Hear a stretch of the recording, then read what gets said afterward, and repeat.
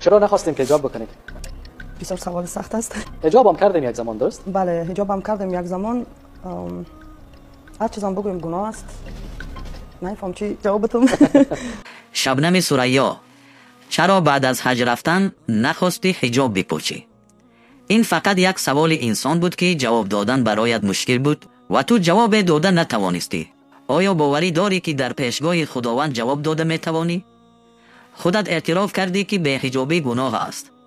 ببین، یک انسان تو را فقط از یک به حجابی پرسید و تو جواب دادن نتوانستی.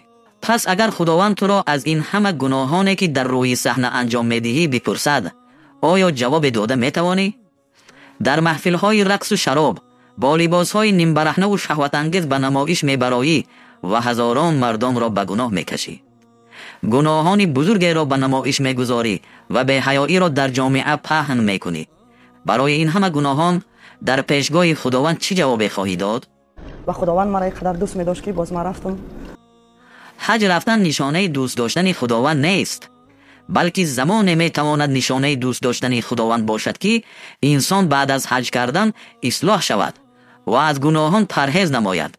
شبنم ثریا، از من به تو یک نصیحت: حتما به نزدیکانت وصیت کرده بگو که وقت مردم تمام نوارهای مرا از شبکه ها پاک کنید تا بعد از مرگ هم در نامه اعمالت گناه ثبت نشود.